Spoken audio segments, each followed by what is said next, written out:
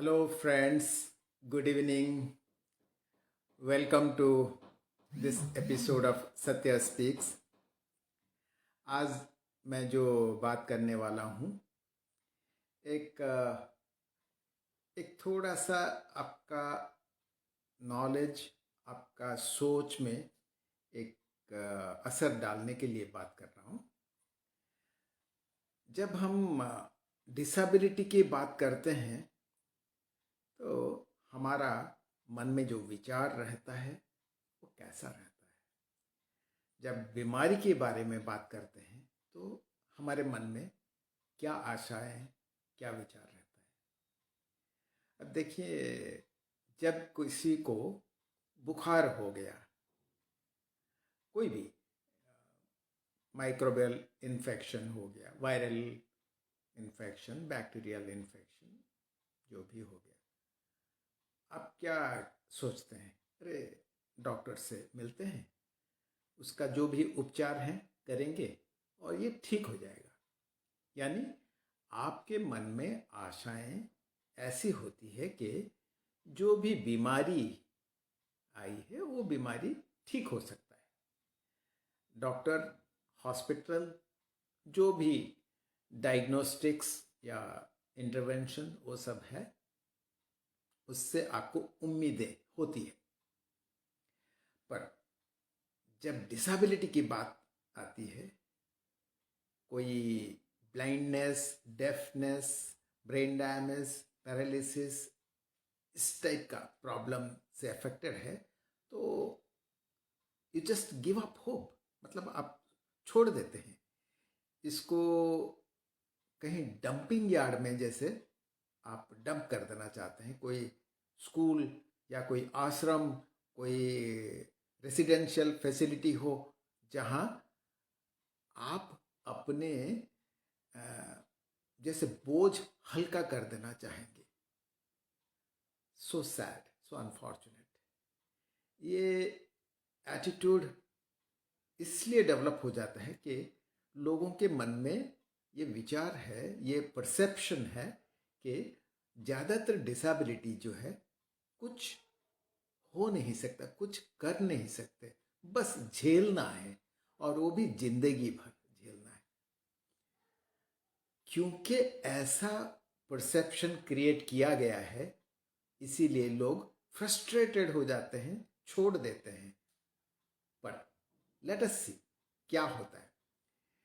बीमारी और ये विकलांगता के बीच में एक जो हिस्सा है उसको समझते हैं।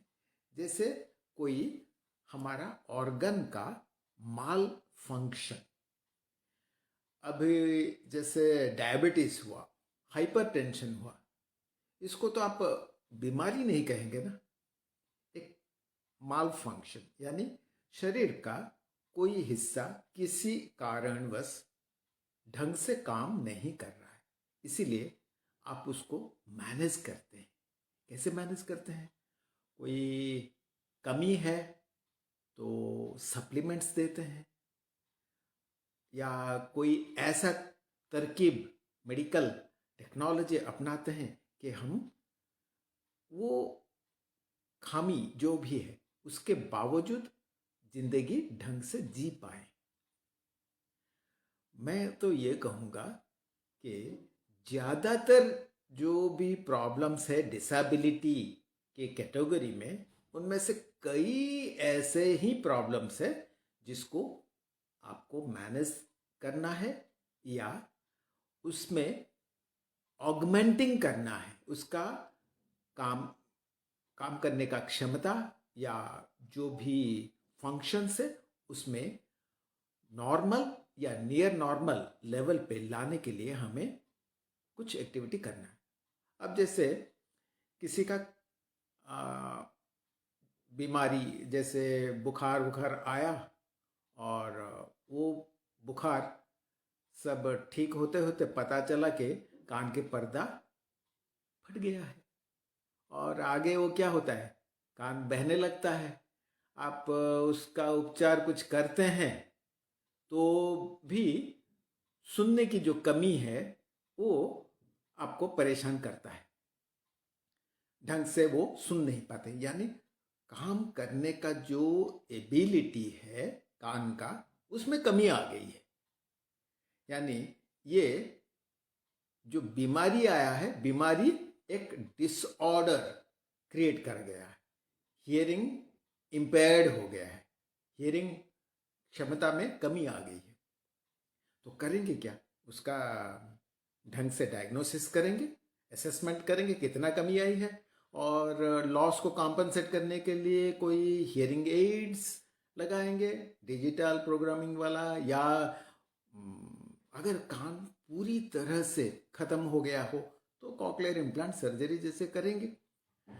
पर उसमें भी कई तरह तरह की इशू आ सकता है। सिर्फ हियरिंग सेंसिटिविटी कम होना नहीं है, उसमें ऑडिटरी प्रोसेसिंग डिसऑर्डर हो सकता है, ऑडिटरी इंटीग्रेशन डिसऑर्डर हो सकता है, कोई जो नस है, नर्व्स, उसका काम में अड़चन आए तो न्यूरोपैथिक सिंड्रोम हो सकता है।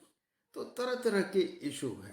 तो प्रोफेशनल्स इसको प्रॉपरली डायग्नोस करते हैं, उसका रिहैबिलिटेशन करते हैं, उसका स्किल में ऑगमेंटिंग करते हैं, तो हम उसको डिसेबिलिटी लेवल पे जाने नहीं देते, उसको मैनेज करके उसको नॉर्मल या नियर नॉर्मल लेवल पे कैसे लाएं, प्रोफेशनल काबिलियत हम दिखाने की कोशिश करते हैं, और कई बार हम कामयाब ही होते हैं। तो ऐसे ज़्यादातर डिसेबिलिटी जो है उसमें पॉसिबिलिटी है क्या? मैं तो कहूँगा हर एक में पॉसिबिलिटी है। मतलब अभी बहुत सारे बच्चे न्यूरो डेवलपमेंटल डिसऑर्डर में अफेक्टेड हैं। न्यूरो डेवलपमेंटल डिसऑर्डर जैसे कि ऑटिज्म, जैसे कि लर्निंग डिसऑर्डर्स है, attention deficit disorder, cognitive malfunction, cognitive ability का जो भी खामियां हैं तरह तरह की, वो सब से जो अफेक्टेड हैं, या ब्रेन का कुछ हिस्सा डैमेज होने की वजह से, जैसे सेरेब्रल पैल्सी हो जाता है, एपिलेप्टिक सीजर डिसऑर्डर्स हो जाते हैं। तो ये सारे के सारे जो बच्चे हैं, क्या हम इन सब के लिए हाथ ऊपर कर दें और कहें बस एक्सेप्टेंस करो? एक्सेप्टेंस मतलब हम अपनी जो जिम्मेदारी है, जो रिस्पॉन्सिबिलिटी है as professionals, as intelligent people, as sensitive people of the society, हम अपनी जिम्मेदारी से पीछे हट रहे हैं। हमें रिसर्च करना है, हमें ढूंढ निकालना है तौर तरीके जिससे ये एक्सेप्टेंस नहीं, उसको क्योर के दिशा में ले जाएं, या ऑगमेंटिंग करके नियर नॉर्मल लेवल पे ले जाएं। ये पॉसिबिलिटी है और हमें करना चाहिए। ये न्यूरो डाइवर्स है तो इसको एक्सेप्ट कर लो। एक्सेप्ट कर लो मतलब वो जैसा है, अफेक्टेड है, उसको वैसे ही छोड़ दें जिंदगी भर सफर करने के लिए। बाकी पूरा दुनिया को हम बदल डालेंगे, ताकि पूरा दुनिया बदल के उनके लिए जैसा माहौल चाहिए, हम खुद पूरा दुनिया को बदल के उनके लिए फिट हो जाए, या इनके लिए जो इलाज की ज़रूरत है, इनके लिए जो इंफ्रास्ट्रक्चर की ज़रूरत है, जो थेराप्यूटिक्स की ज़रूरत है, जो एड्स, अप्लायंसेस, डायग्नोस्टिक्स की ज़रूरत है, उसको इतना बढ़िया से उनको दें कि वो हमारे लेवल पे आ जाए। यानी 100% में से अगर 2-3-4% लोगों को डिसेबिलिटी है, उनके लिए बाकी 95-97% लोगों को चेंज करना, या जो भी साधन है, जो भी सुविधाएं हैं, वो ऐसा क्रिएट करें कि ये जो 2-3-4-5% लोग जो अफेक्टेड हैं, उनको बढ़िया से बढ़िया सुविधा दे के, बढ़िया से बढ़िया इलाज करके उनको नॉर्मल या नियर नॉर्मल कर दे। तो मैं ये जो कहता हूँ, अगर डिजीजेस है, डिजीजेस के वजह से माल फंक्शन या डिसऑर्डर्स हो सकता है। डिजीजेस के वजह से ये डिसऑर्डर से आगे जाके कोई डिसेबिलिटी हो सकता है। तो ये एक कंटिन्यूअम है। तो हमें करना क्या चाहिए? क्योंकि ज़्यादातर लोग एक नैरो डोमेन में ट्रेंड है, तो वो पूरा का पूरा प्रॉब्लम को हल नहीं कर पाते हैं। कोई एक क्वालिफाइड प्रोफेशनल हो, एक फिजिशियन हो या कोई स्पेशलिस्ट डॉक्टर हो या रिहैबिलिटेशन प्रोफेशनल्स हो, किसी के पास कंप्लीट सॉल्यूशन नहीं है। क्योंकि मुझे पता नहीं है पूरा का पूरा मामला, उसको कैसे डील करें। तो क्या आप ये मान लें कि ये हो नहीं सकता? या क्योंकि अभी हमें पता नहीं है एक प्रॉब्लम को कैसे ट्रीट करें, कैसे नॉर्मल करें, तो फ्यूचर में कभी उसका हल नहीं निकलेगा, ऐसा है क्या? नहीं।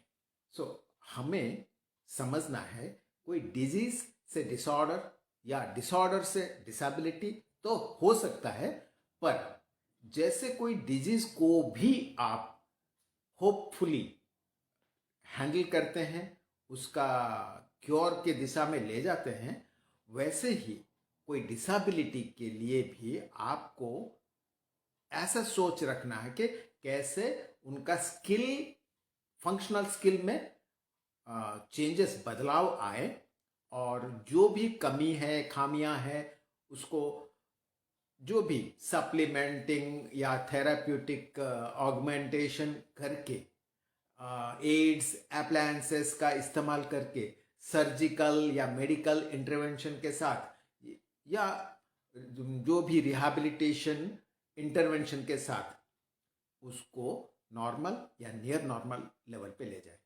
हमें अगर डिसेबिलिटी के लिए कॉमन कॉज हम नहीं बना करते हैं ना, सरकार का प्रोविजंस, गवर्नमेंट के साथ मिलके नॉन गवर्नमेंट ऑर्गेनाइजेशन या सोसाइटी या अफेक्टेड लोगों के परिवार सब एक साथ आके अगर एक कॉमन कॉज नहीं करते, तो ये जो प्रॉब्लम है ये बड़ा हरकुलियन, बड़ा लगेगा और हम हिम्मत हार देंगे। Institute of health science Bhubaneswar में जो है, वो तो इस दिशा में काम कर ही रहा है। सरकार के साथ मिलके काम कर रहा है, दूसरे एनजीओ के साथ मिलके काम कर रहा है, लोगों को हौसला दिलाता है कि ऑटिज्म जैसे प्रॉब्लम से जो अफेक्टेड हैं बच्चे, जिंदगी भर उनको एक्सेप्टेंस की जरूरत नहीं पड़ेगी। उनको तो उनका communication skill, social skill, emotional skill, reading writing skill, cognitive skill सब नियर नॉर्मल करके या पूरी तरह से नॉर्मल करके उनको नॉर्मल स्कूल में हम एडमिट करवाते हैं, ताकि वो जिंदगी आम लोगों की तरह जिए। यानी जितने भी डिसेबलिंग कंडीशंस है, अगर हम सब मिलके काम करें तो नॉर्मल तो हो सकता है। We should have hope for normal future और near normal life for all the people who are recognized as people with disability। तो मेरा आप सबसे विनती है, आग्रह है कि हमें ये मैसेज स्प्रेड करना चाहिए, जिस तरह से डिजीज का क्योर हो सकता है डिसेबिलिटी के लिए, उससे 10 गुना या 100 गुना एफर्ट्स तो लगता है, पर इसके चलते आगे हमें उम्मीद रखना है कि डिसेबिलिटी से भी हम ऊपर और बाहर आ सकते हैं। So we can overcome the limiting factors of disability, और नॉर्मल, नियर नॉर्मल लाइफ हम जी सकते हैं। With the message of hope, again I thank you everybody who is with me. Namaskar. Good night.